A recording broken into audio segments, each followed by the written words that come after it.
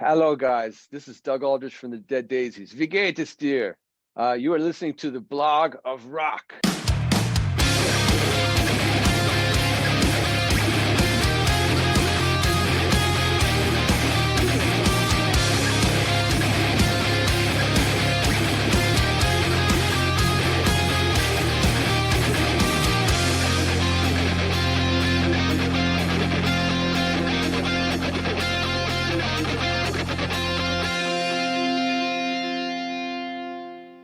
Hallo Leute, dass ihr heute wieder eingeschaltet habt, zeigt mir, dass ihr noch lange nicht genug habt vom American Roadtrip, meinem The Block of Rock Special. Alle Stammgäste meines Podcasts kennen ja bereits Geschichte hinter dieser Staffel. Für alle anderen hier nochmal in Kürze. Animiert von einem Gläschen meines Lieblingsbourbon Maker's Mark kam ich auf den Geschmack, gemeinsam mit euch einen virtuellen Trip quer durch die USA zu machen, um nach den Wurzeln meiner musikalischen Helden zu buddeln. Wer den bisherigen Verlauf dieser Reise verpasst hat, der sollte sich noch einmal schnell die dazugehörige Trailer-Episode etwas weiter unten anhören. Vor allem, welche Rolle hier eine Flasche aus Kentucky spielt, die mich mit einem milden, süßlichen Inhalt bei 45 Umdrehungen zu diesen handgemachten Geschichten inspiriert hat. Wir sind vor einigen Wochen in Chicago gestartet, waren zunächst bei Cheat Trick in Rockford, Illinois. Danach ging es über weite Teile der alten Route 66 nach St. Louis, Missouri, wo wir jede Menge Südstaaten-Feeling von Devon Allman und seiner Allman Betts Band bekommen haben. Anschließend besuchten wir die Bourbon Distille in Loretto, Kentucky, in der wir viel über die Herstellung von Maker's Mark erfahren durften.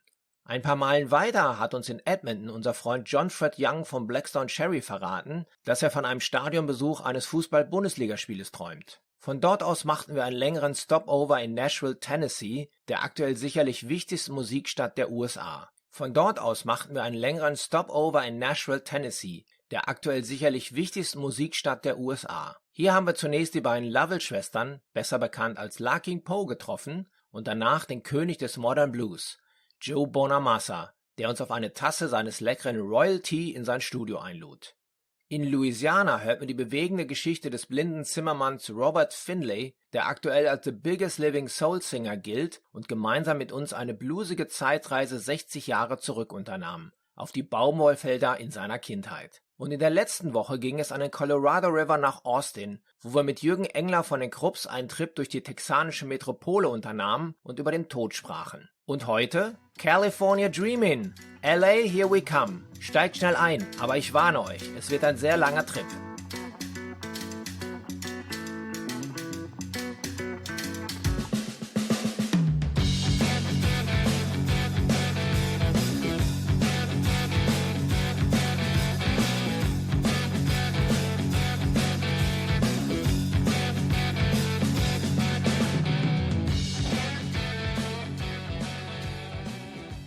Von Austin geht es westwärts fast die komplette Strecke über die Interstate 10, vorbei an El Paso, Texas, quer durch New Mexico und Arizona. Wir bestaunen die Bäume vom Joshua Tree Nationalpark, bis wir endlich die Lichter der Glitzermetropole vor Augen haben. Nicht nur die Doors haben vor genau 50 Jahren der City of Light mit ihrem Song LA Woman ein musikalisches Denkmal für die Ewigkeit gesetzt. Kalifornien ist der bevölkerungsreichste Bundesstaat und wird auch gerne als der Golden State bezeichnet, was noch aus der Zeit des Goldrausches Mitte des vorletzten Jahrhunderts stammt. Die in dieser Staffel immer gerne zitierte Website visittheusa.de lässt uns wissen.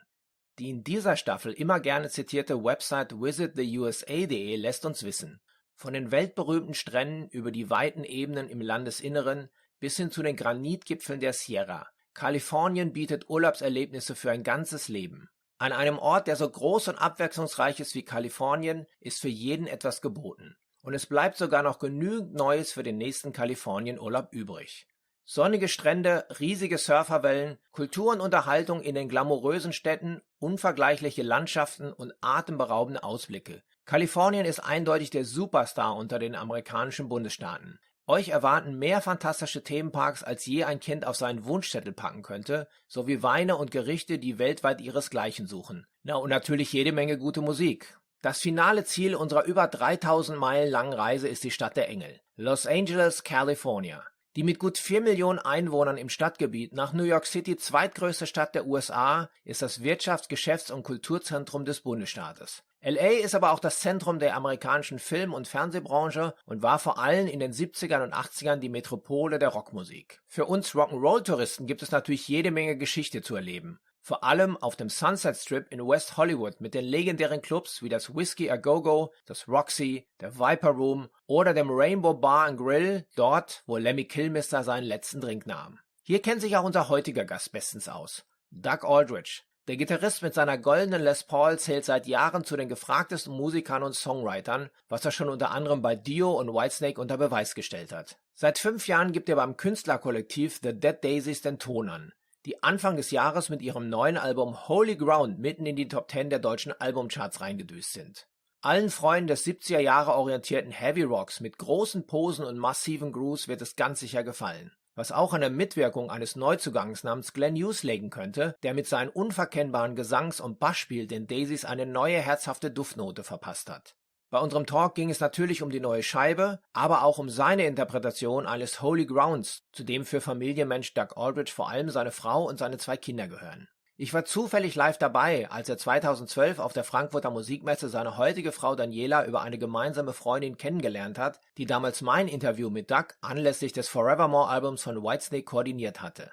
Unser ausführliches Gespräch fand bereits im Februar statt, am Tag nach dem Super Bowl, welches ja Tom Brady mit seinen Tampa Bay Buccaneers für sich entscheiden konnte. Ich erwischte den sympathischen Blondschopf in seinem Studio mit seiner Signature-Klampe im Arm und wünsche euch jetzt ganz viel Spaß. Uwe, Good to see how you. are you, man? Yeah, wie Actually, geht's? I'm a bit tired. I watched the match last night until 5 o'clock in the morning. The Super Bowl. That's right. Yeah. So I'm a bit tired, but I'm happy to see you. I'm tired too because I stayed up. I went to bed early right after the game, like early my time, and then I woke up at like midnight. So I was up till, probably 6, and then I went back to sleep for a couple hours. Sometimes, that happens. You go to bed too early. You don't. That's right. But I'm happy to talk to you because I just found a picture which shows us together, and it's 9 years ago. I got to show you. Yes. At the Marshall booth. I was at that time. Right. I was working for a German music TV station, and our dear friend Sandra. I remember. Yeah. Dear friend Sandra coordinated this interview, and later on we went to a nice bar in Frankfurt, but I understood you hadn't had so much eyes for me, but for the ladies, and I think that was one of the first days you met Dani. Yes, that was the first. That was probably the first. I think that was the first day I met Dani. That's crazy. Yeah, no, I remember being at that restaurant and just talking to her, going, "Oh my God, this girl is just so sweet," and she still is. We have an amazing family, and sometimes it's like yesterday was Sunday. We were just all piled into the same bed in the morning and just kind of had, the family. We were just tackling each other and playing, and I just thought, this is so great. Of course, Dani gave up a lot. She left home, to come to the U.S. to be with me and Ryder, but then we got Ruby, and we've got pets, and we've got a house, and we're very happy. So did you follow the football match with your family? Yeah, Dani and I watched it. She knows Tom Brady, and she was like, who are we pulling for? I go, well, I mean, I'm kind of interested to see if Tom Brady can do it again with a different team, and I thought it was great for him that he did that. And we actually ran into him and his wife. We don't know them, but we ran into them at a party once, and they're just like larger than life, those guys. So Are you a football supporter at all? Yeah, I like my team is the Philadelphia Eagles. That's who I was kind of in my high school years. That's who the team was that I was raised on, and I always liked them. But now, and I still like them, but I also, just enjoy watching a good game. Yesterday was fun to watch how Tom Brady, focused in and just kind of executed these plays, and just tore. At first, it was like, as you saw, he didn't quite figure it out. But then after the second or third possession, he started figuring out, okay, this is what we're going to do, and it was just like, diabolically attacking them, breaking that team apart. And it seems he's getting better from year to year on. This is crazy, even if at his age. I know, but that Patrick Mahomes, he did make some amazing plays where he was off balance and he would throw sideways, and That's it's just right, yeah. The guys weren't lucky enough to catch it, but he made some they won last year. He's going to be around for a long time. That's right. And Gronk did a great job yesterday too. Yeah. Awesome to see. So you're living in LA, and you're still supporting the teams from the East. So you didn't, go out to the Raiders or the Chargers. No, the Raiders. When I moved to Los Angeles, there was the Rams and the Raiders, and then the Raiders went to Oakland, and the Rams went to St. Louis, and I stayed with the Eagles. And then the Rams came back a couple of years ago, and I support them. I like them, but and the Chargers too. When they came from San Diego, I like them. But I mean, I don't really have, with it takes a minute to. I'm not a kind of guy that just jumps on the team that like. If LA, which they did do really well last year, I was happy for them, but I wasn't invested like with the Eagles. That's my whole family is into them, so it's kind of, and a lot of friends that I grew up with, it's like, go Eagles, What about the other US sports? LA, you have lots of great teams like the Lakers, the Kings, or the Dodgers. Are you going around with your son? I like the Dodgers a lot, and I like the Lakers. I used to love the Lakers when Kobe and Shaq were there. That was my Lakers time. And in the 80s, when the Magic Johnson and Kareem Abdul-Jabbar were there, I loved them. It's just different, after Kobe retired, and they got LeBron. I like them, but it's not the same. I was a Lakers fan for a long time, and then they were really bad for a while in the mid 90s, and it was fun to watch them kind of rebuild little by little, and then they'd get so far, and then they'd get beat, and then they got Kobe and they got Shaq, and it was like, it started to gel, it started to work out, and I just loved watching Kobe. Totally inspired by Kobe, just as much as a musician, as a guitar player, that I would say I grew up on, And what about German Bundesliga? Your wife is from Cologne. What about the FC Köln? Yeah, she of course she loves them, and we've been to a couple matches when we were in town. It's been a while. We haven't been to Germany for over a year, so looking forward to getting back later this year, hopefully. Definitely at Christmas. I think we made a plan, because we stayed home at Christmas this last year to, do what we could for COVID to be safe. But next year we definitely are going to be in Germany for the Christmas market. Yes, and the Glühwein. So from Super Bowl to Super Group, we're talking today about the Dead Daisies and all the other bands you've been involved with for my podcast, The Block of Rock. And of course, starting off with the Daisies, it's not a band, it's a collective of great musicians which are changing from time to time. And you're next to David now, the longest member in the band. Yes, I don't know how that happened, but because it's collective, I guess. But it's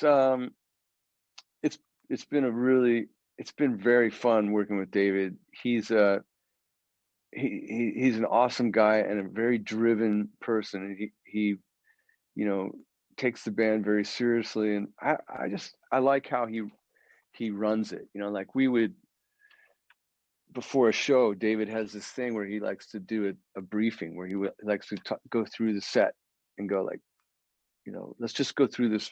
And it's kind of me and him that do it, where we basically will go through the ins and outs of each song, how we did it last night, how can we improve it.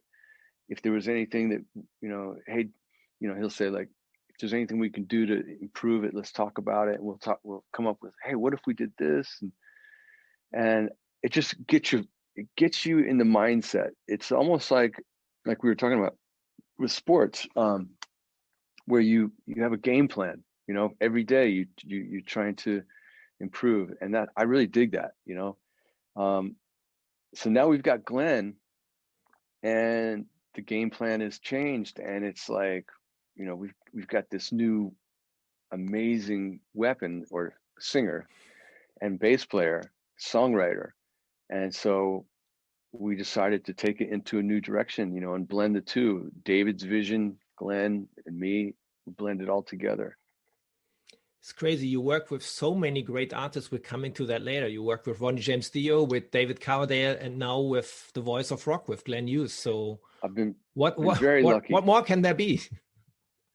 I've been more blessed than I probably deserve, but I would say that, like, I just live in the moment right now. I'm very excited. I mean, of course, worked with a lot of different great, some of the best, with Coverdale and Dio and even Karabi, and not to forget Cal Swan. Cal Swan, Cal Swan's the one that turned me on to the early Whitesnake. That was so important to me, connecting with David. But Glenn is, he is a force of nature, because not only is he an amazing singer, but he's a ferocious bass player. He's just very powerful and very inspired playing. So it's inspiring to work with him. It's inspiring to be on stage. We, as you probably know, we toured together in 2015, and some of the best live jams I ever had was with him, man. It was amazing. And he's he brought it on this album. I mean, it's Glenn's a big part of, he shines on holy ground. So I'm very excited for him and to be a part of it. He was involved in the songwriting as well. Glenn? Yeah, Glenn, yeah.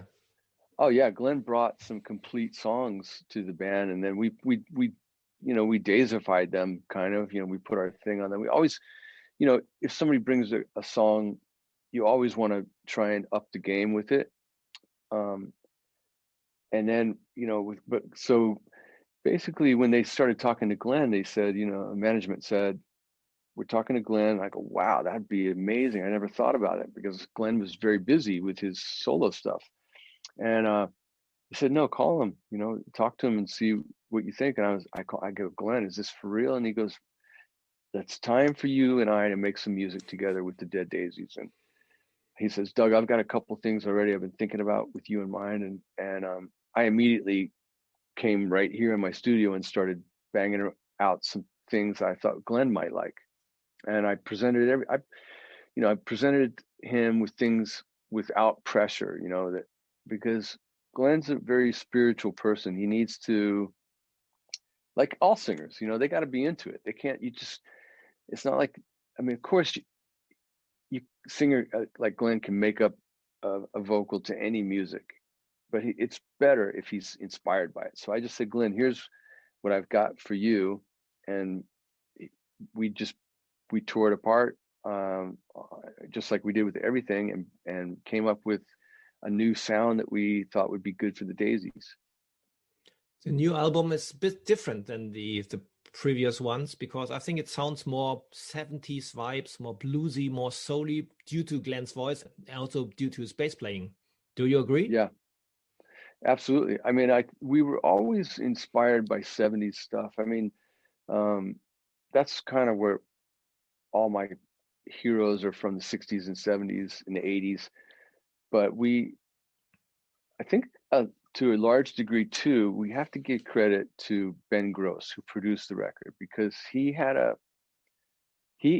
sound in mind. He took everything, I basically played the same sounds that I always do, and he made a really nice sounding album that is very alive and real, very raw and in your face, and heavy, and very heavy in some parts, and then definitely more delicate in other parts. So I think it was a combination of everything, but yeah, definitely Glenn brought a lot of that, and then Ben as well did.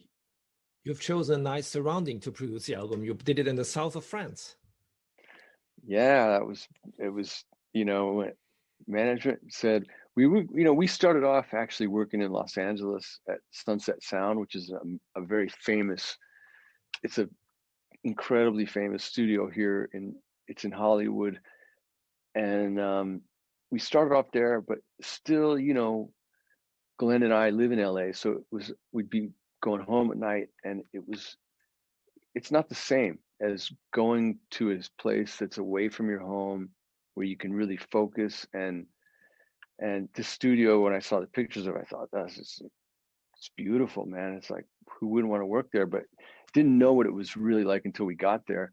And then we basically just we lived there. We slept above the kitchen, and there's a bunch of bedrooms kind of going up, and then you'd go down and have breakfast and go directly into the studio and start work.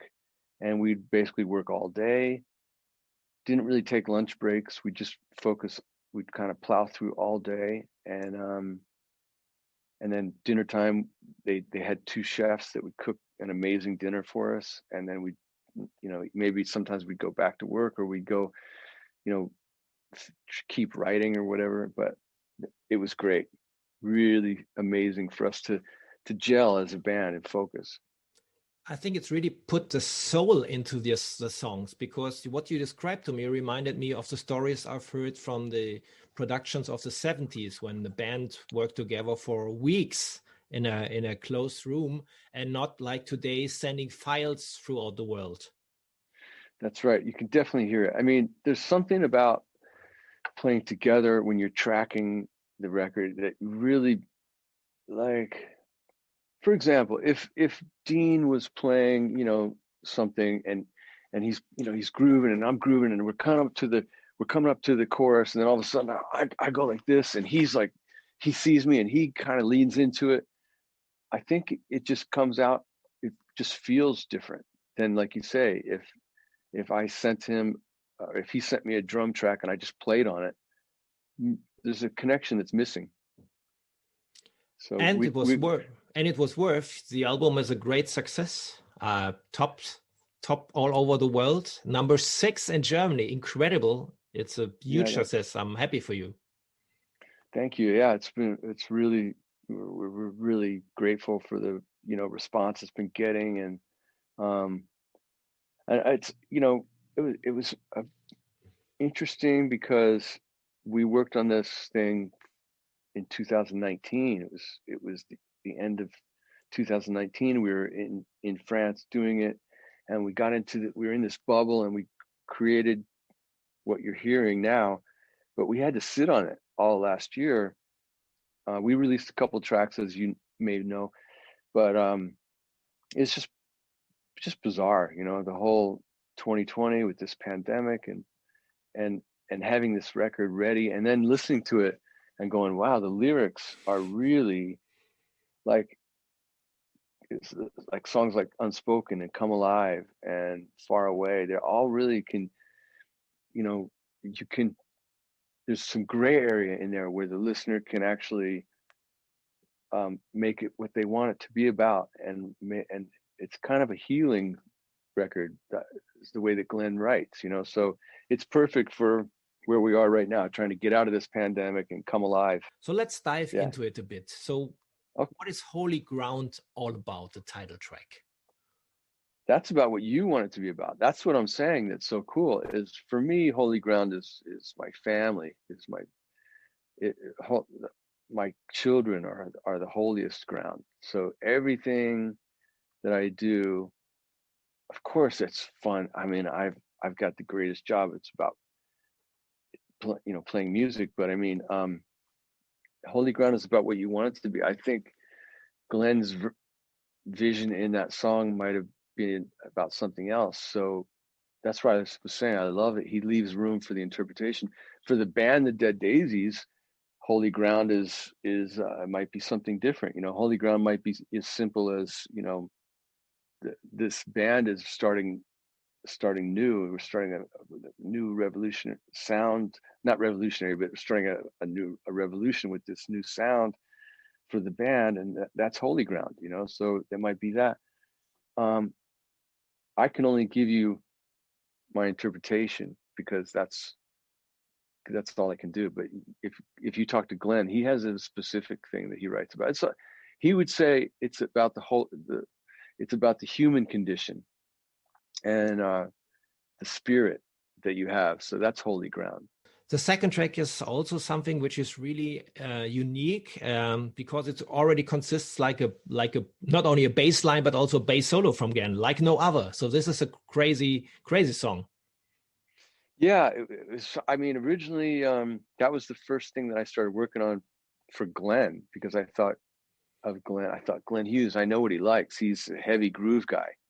He loves that, and that's the same type of stuff that you know, that I sometimes, when I would present a riff or something to the Dead Daisies, it would sometimes be a groove thing, but this was something I knew Glenn would latch onto, and I kind of envisioned, you know, when I put together a very rough demo with a little slightly different bass line.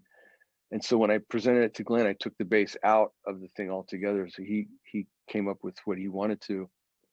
But I had envisioned a bass solo because the song is very simple, very groovy. And then I thought, why not have a bass solo, you know? But then he just started saying that line, "Can you feel my bass line?" And Ben, the producer, said, "Oh, that's really catchy."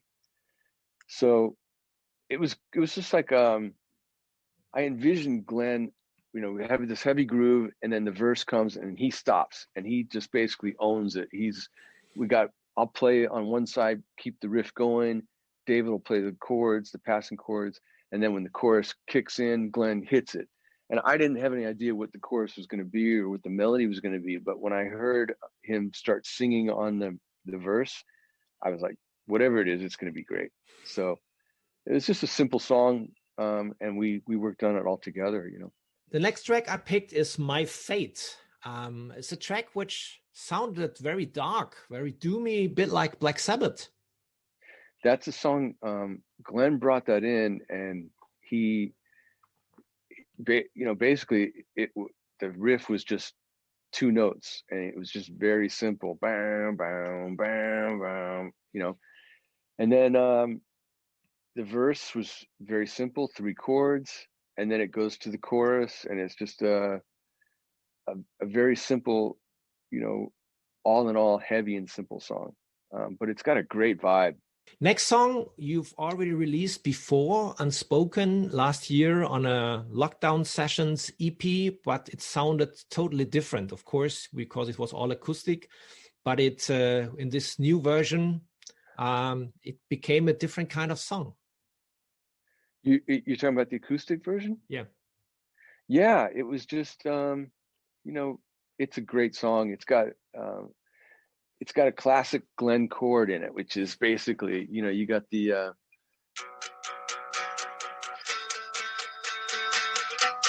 this right here. That's classic Glenn right there, that chord. But then we wanted to give something, you know, we wanted to stay connected with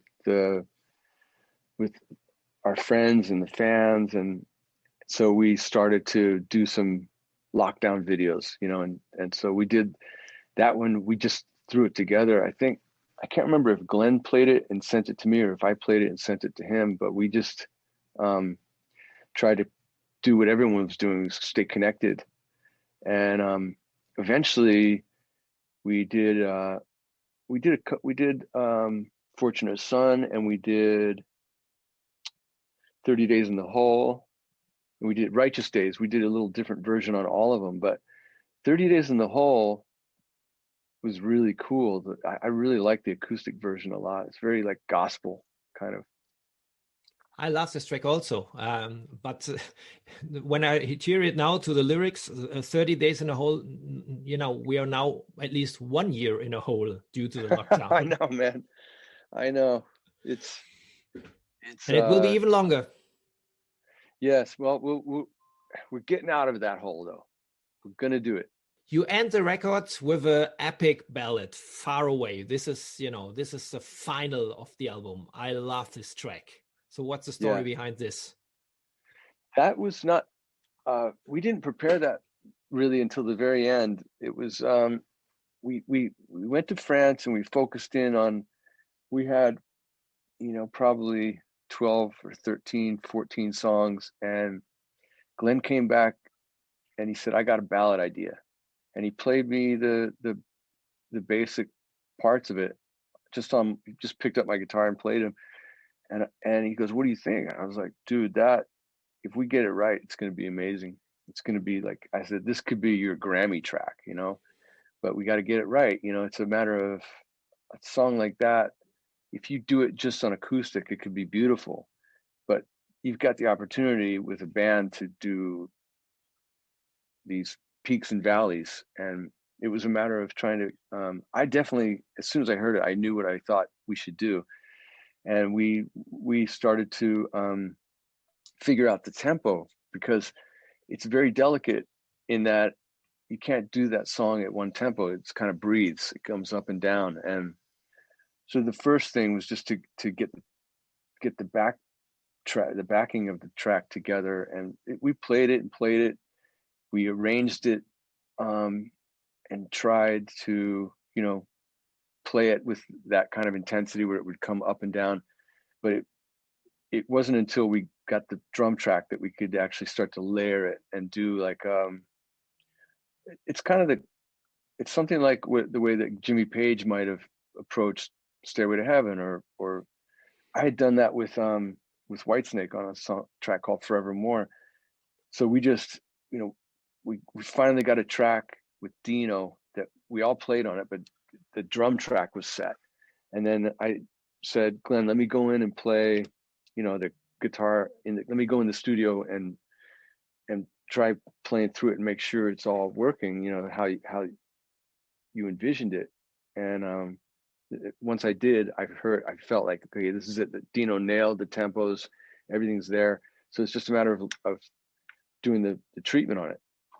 And of course, I knew Glenn, I had heard what he was singing, so I knew it was going to be amazing. But we just had to get that bed track correct, which I think we did. Funny you've mentioned Forevermore, because I also got reminded to lots of Whitesnake stuff when listening to Far Away. For me, it's the opposite of Still of the Night, which starts quite heavy and then goes up to a more mid-tempo slow section in the middle and then go heavy again. Your track is the other way around, but Forevermore is a good comparison. That's right. I mean, you think about sometimes, I got to listen to not Forevermore, So Far. I got to listen to Far Away again, because it's like, I remember thinking like, we got to find a way to do this correctly. We can't mess this up, because sometimes with a song like that, if you could do it and it would be good, but maybe it wouldn't appeal to so many people. But a lot of people are responding to that song. And I think it's for a couple of reasons. One, because Glenn made it beautiful. I mean, when you break it down, you could do that now with the piano and a vocal, and it would always be amazing.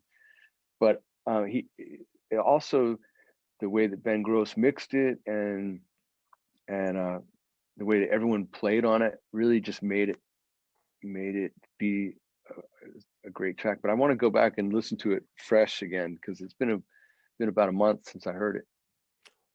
You mentioned Dino. What happened? Dino Bandino, what are you doing? No, Dino decided that he wanted to step out. He basically has had a few back issues. He mentioned it when we were in the studio tracking in 2019. He's like, man, I got this thing, I got to get it taken care of, and then COVID hit, and it was like, he didn't want to go to the hospital because, you know, that was like, we're sick, you know, he didn't want to go there and get sick and get COVID. We didn't know, you know, how bad it could be, or he probably would have been fine had he got COVID, but he didn't want to do that. So he didn't get an operation on his back. And then we got together last October and we played through all the album and we kind of rehearsed some of the older songs. And he was definitely hurting, you know, he was struggling with his back, and just he couldn't, you know, you could tell it wasn't feeling good. So he decided, you know, look, it's going to take me a while to get better. I'm just going to step out and take care of that. But also, Dean had been, during his free time last year, he had started a new project with some guys, a guy from Rascal Flatts and some other people in Nashville. And Dean was actually singing on that. And I think he really was excited about pursuing that lead vocal aspect.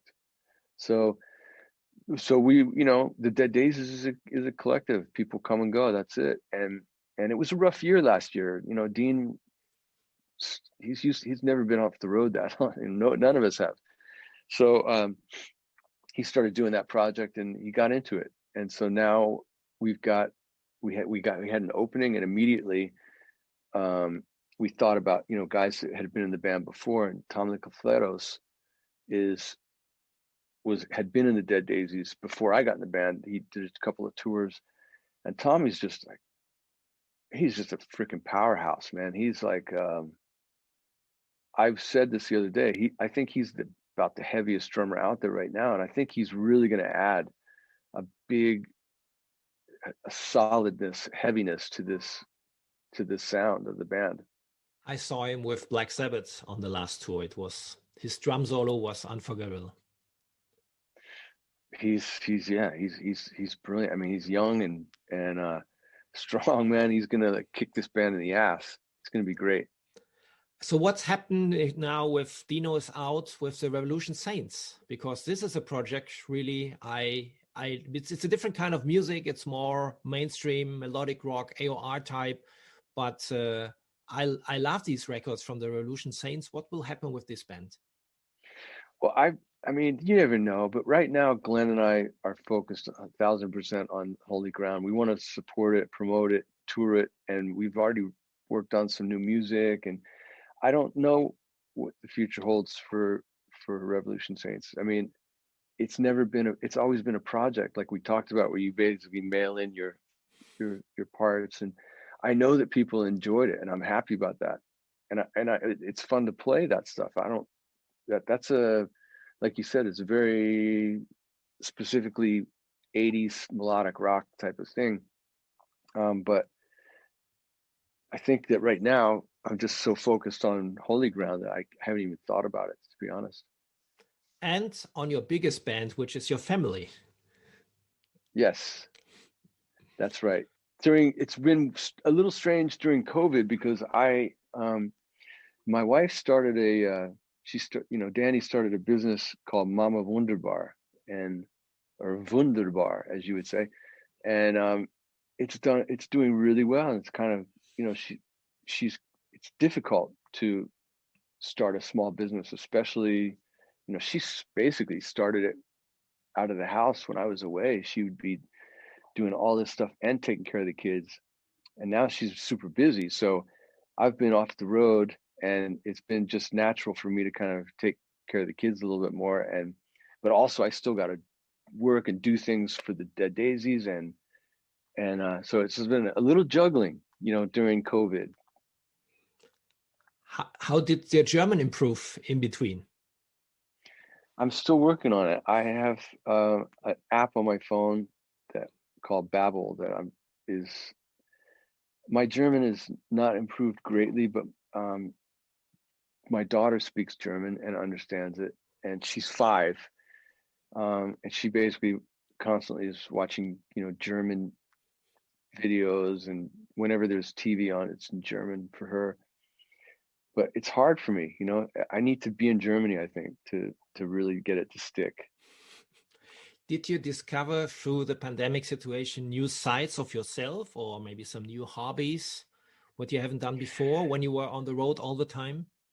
Yeah, there's something that I did that has been major. That is, we are renovating our house, and it's been a long time that we wanted to do it, because ever since we had Ruby, our daughter, she didn't have her own bedroom. She was sleeping with us anyways, but we needed to expand the house, and so we got a loan, and we got the permits and got the plans done, and then we decided, we weren't sure when we were going to do it, but because of COVID, pretty much when I found out that there was nothing happening last year, I was like, okay, let's do this. So I basically became the contractor, and I found a crew of guys that are they're great, and they had all these other people that that my main guy had connections with. He's a framer, but then he had connections with cement guys, and he had connections with drywall guys and painters and tile people and plumbers and electricians, and so I've been doing that on the side, and I've learned so much. It's incredible. I actually really like it, but I would prefer to be playing on the road, but it's been really good. So this is a way you kept in shape. Well, actually, I'm not in as good a shape as I will be once I get back to a little bit more of a normal life routine. It's because I've been, as the contractor, I'm basically just paying the guys and organizing the timing.